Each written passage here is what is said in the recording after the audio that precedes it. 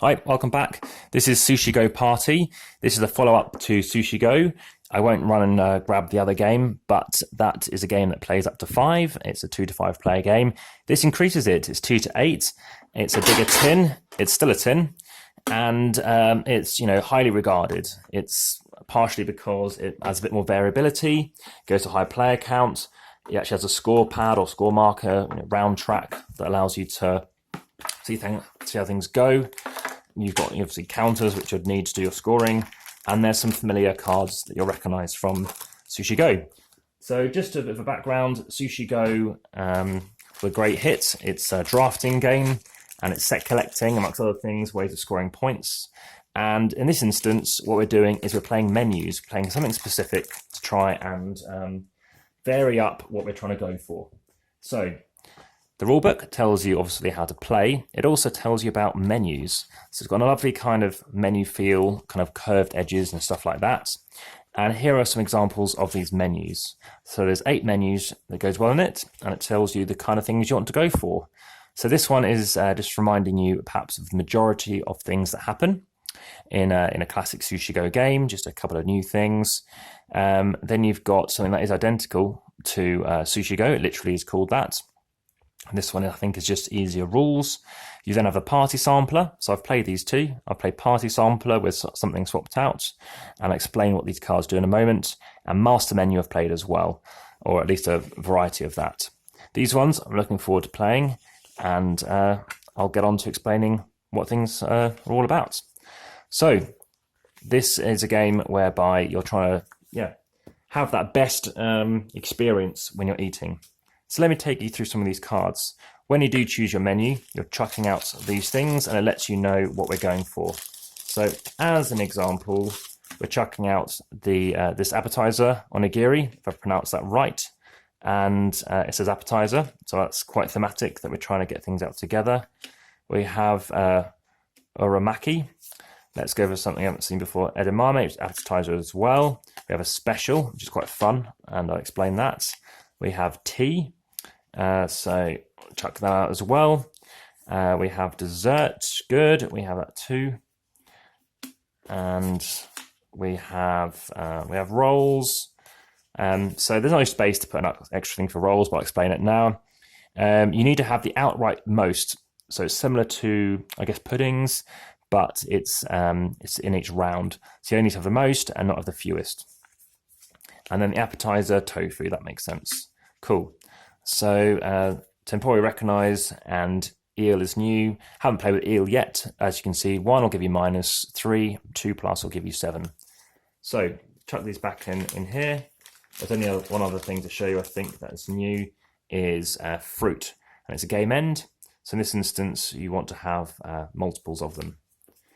So on your turn, you're going to get cards. For example, I think it's 8 cards in a 5-player game. And what you're doing is passing those cards around. So I won't reiterate what's in Sushi Go. By all means, please let me know if you want to have an update. But some special cards, such as this order, is worth showing you how that operates. So these cards here as well, these are onigiri, just to reach them first. Each unique one. So you have one of those in hand. You're going to have the deck obviously isn't all the cards, and they will go and shuffle back again, otherwise you're going to run out of cards. Again, nice linen finish. If you happen to get another one, you're going to be getting, again, the shapes are visible there, 4 points on your turn. But other people could be getting these, and you're trying to interact. You're just going to get a single 1 there. This one, you're then going to get 9, and here you're going to get 16. So that's good to see how that works. In fact, this deck hasn't even been played with, I don't think. So moving on to specials, how do they work? So this means you can make it mirror something you already have. So basically saying, I like it so much, I want a second helping. What you do there is now representing 2 of those. So if I was playing that here, I could be saying, right, well, I'm going to place all of this here. That means I'm going to score 16, do it again to represent that one. That's 32 points. So quite powerful with these particular cards here. Also with that one, again, you can imagine it's just going to mirror. So those are those cards. We have the edamame, if that's pronounced correctly. What you're doing here is if you play one down, anybody else who's played one, you're going to get a victory point.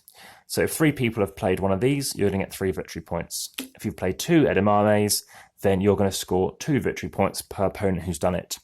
What's interesting is the fact that you might find people might try and stockpile these, and then of course then it stops you from doing the same. So that's a very nice variant. So the Aramaki, let's see if we have those visible. They're a bit like the Maki rolls. Again, they are rolls, and you get 3 out. As soon as in this instance you hit 8, you're going to get 8 victory points. You score it straight away around the edge.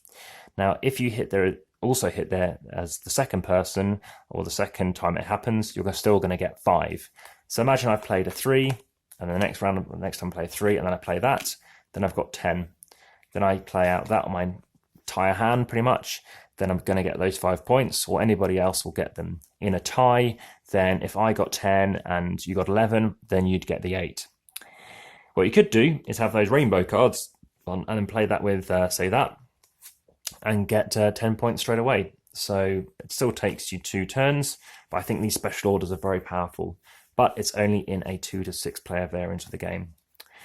Moving on to Tofu, it's quite self-explanatory. If you have 1, you're going to get 2 points. If you have more than 1, you're going to get 6. If you get 2. But more than that, you're going to get 0. And you want to make sure you don't end up with 1 at the very end, which hasn't been a negative to me so far, but it depends how you wish to play.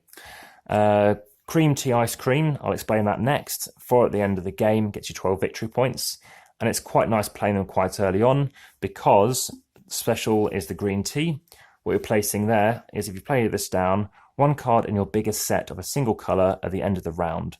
So if you've got, at the end of a round, in this instance you wouldn't actually be able to score it. If you've got a set of, say, 5 cards, say you're going for edamame, say, then you're going to score an extra 5 points.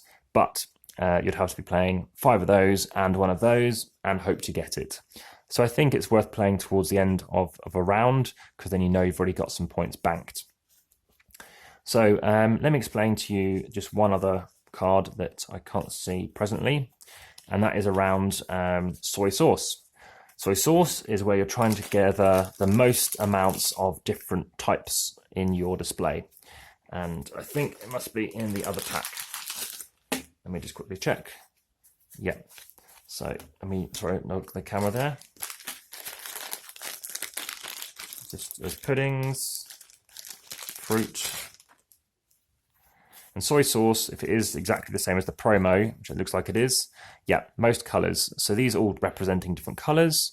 If you play one of these, then if you have 6 cards, 6 different types out in your display, and that's more than anybody else, you've got to beat them in a tie, then you'll get 4 victory points. If you have 2 of them, you're going to get 8, etc.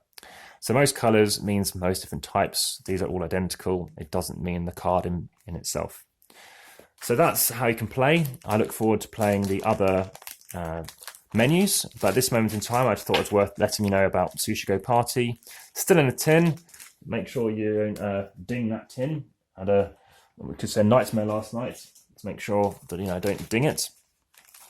But it's very good. I even like the fact that, these cards have been bagged up, that you can actually play and put them in slots. I've played this before, so they do go into the certain zones, and therefore you know how to play it.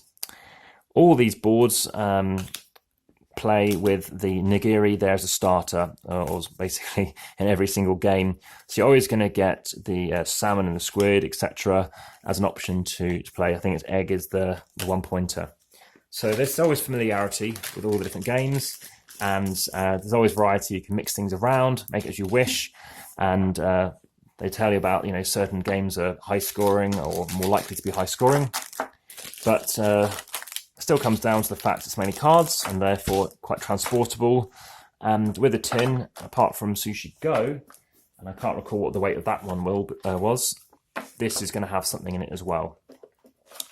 But I look forward to seeing what that might be, and seeing, how the other menus go as well.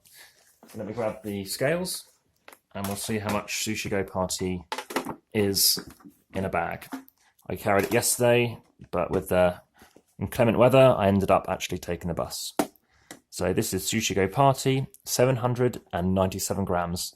Thank you very much. Please do subscribe. We've got some other videos coming along, and I look forward to sharing with you. Thank you very much. Bye-bye.